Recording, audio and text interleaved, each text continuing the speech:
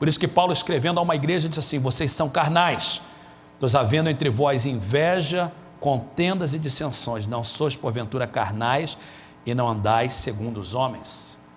Um crente que é escravo do pecado, embora Deus o comprou, Deus o salvou, então essa pessoa resolve então a voltar e viver como ela vivia antes. A Bíblia diz: é como uma porca que volta novamente para a lama.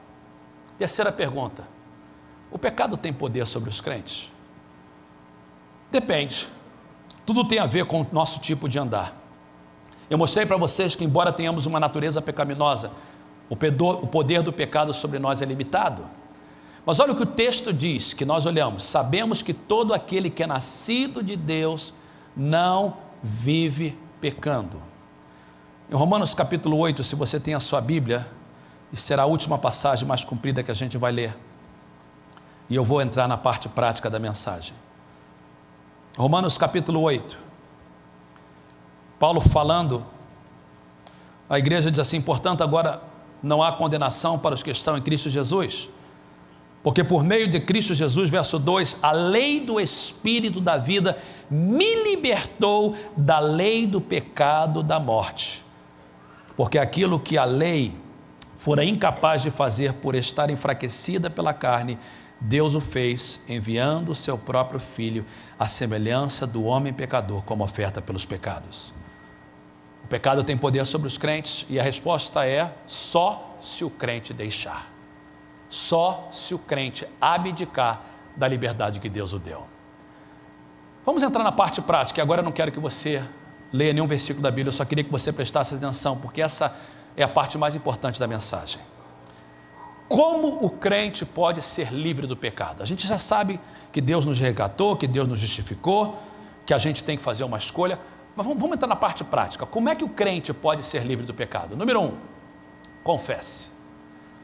A primeira forma de ser livre do pecado é reconhecendo esse pecado e confessando esse pecado. 1 João capítulo 1, verso 9 diz: se confessarmos os nossos pecados, Ele é fiel e justo para nos perdoar e nos limpar de toda a iniquidade. Agora, pecado tem nome. Você não pode chegar assim e falar assim: olha, Senhor, eu confesso de todos os meus pecados. E Deus diz: qual deles? Qual deles? Olhe para mim, por favor, vamos ser real. Todos nós lidamos com uma área na nossa vida que é o nosso tendão de Aquiles. Todos nós temos alguma área que nós batalhamos mais, e essa área é a área de pecado que a nossa alma está sempre lutando para vencer com o poder do Espírito Santo.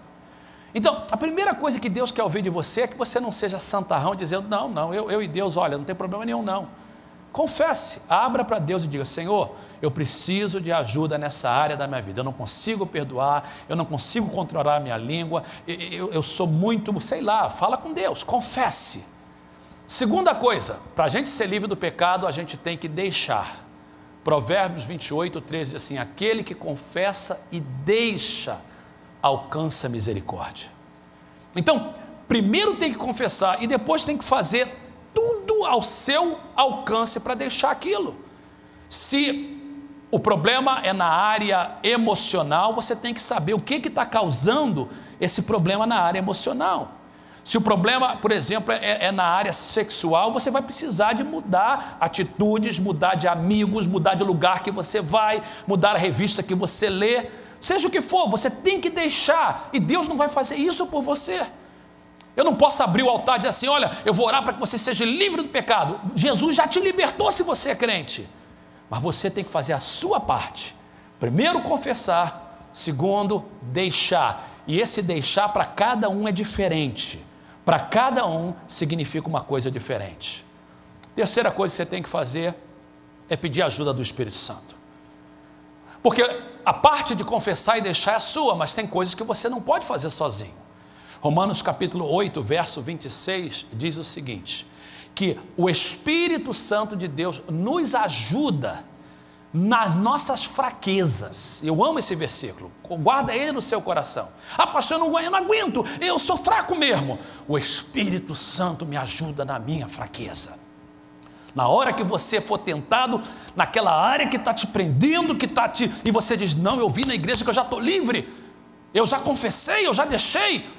Peça o Espírito Santo. A Bíblia diz, Romanos 8:26, tome uma dose de Romanos 8:26 diariamente. O Espírito Santo me ajuda na minha fraqueza.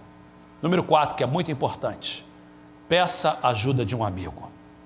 Eu levei mais ou menos 20 minutos para achar esse versículo. Eu sabia ele porque era um coro que eu aprendi na escola dominical quando era criança. E eu falei, está na Bíblia em algum lugar, mas não consegui achar. Depois de 20 minutos eu achei. Isaías 41:6 diz assim, um ao outro ajudou, e ao seu companheiro disse, esforça-te. Que versículo maravilhoso. Escreva na sua Bíblia, guarde para você. Um ao outro ajudou, e ao seu companheiro, ou seja, ao seu amigo disse, esforça-te. Recrute a amiga de um amigo, alguém que é companheiro mesmo, que vai estar do teu lado dizendo, você pode vencer, você pode ganhar, esforça-te, você é mais do que vencedor. Então, é muito fácil eu pregar uma mensagem que dizendo, gente, Deus quer livrar a gente do pecado. Eu primeiro quero mostrar para vocês que Ele já nos livrou, e foi o propósito do início da minha mensagem. Mas como eu posso ser livre do pecado? Eu tenho que confessar, eu tenho que deixar, eu tenho que pedir ajuda do Espírito Santo, eu tenho que pedir um amigo para me ajudar. Pode ser a sua esposa, pode ser seu esposo, pode ser um companheiro da igreja. Um ao outro ajudou, e ao seu companheiro disse, esforça-te. Em conclusão, como nós podemos viver vitória sobre o pecado?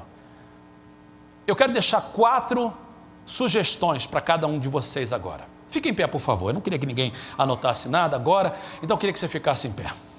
Eu queria só que você olhasse essas 4 coisas, porque a gente vai adorar a Deus. O grupo de louvor pode subir.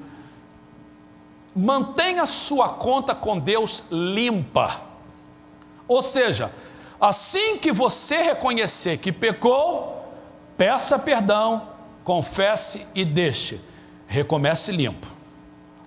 A tua conta com Deus não pode ficar atrasada. Então a primeira coisa que eu quero sugerir para a gente viver uma vida de vitória sobre o pecado, assim que você pecar, seja qual for o tipo de pecado, mentiu, falou que não devia, peça perdão imediatamente. Olha lá, segunda coisa que eu quero deixar com você, esteja em relacionamento chegado com o povo de Deus. Quando o pecado entra, a tendência é se afastar. Esteja junto com o povo de Deus. O que o diabo quer é o seguinte, ele quer que você fique culpado, ele quer que você fique envergonhado, e a tendência que você tenha quando você está em pecado é se distanciar. Eu quero que você esteja perto do povo de Deus. Terceira coisa importante, não racionalize os seus erros. Não tente justificar ou acusar a outros, assuma a responsabilidade, confesse e assuma as consequências do erro. Fui eu que fiz, não foi o diabo que causou. Gente, o diabo não pode fazer você pecar, porque a Bíblia diz que o maligno não nos atinge. Se alguém peca, não foi o diabo, fomos nós. Então assuma a responsabilidade, porque isso é importante para perdão. E aprenda a dizer não. Desenvolva na sua vida temperança ou controle próprio, que é um fruto do Espírito. Que esse fruto do Espírito possa reinar em nosso coração, para que a gente possa viver uma vida de vitória. O propósito da mensagem de hoje é dizer que nós já estamos libertos do pecado, mas nós precisamos viver essa vida de vitória.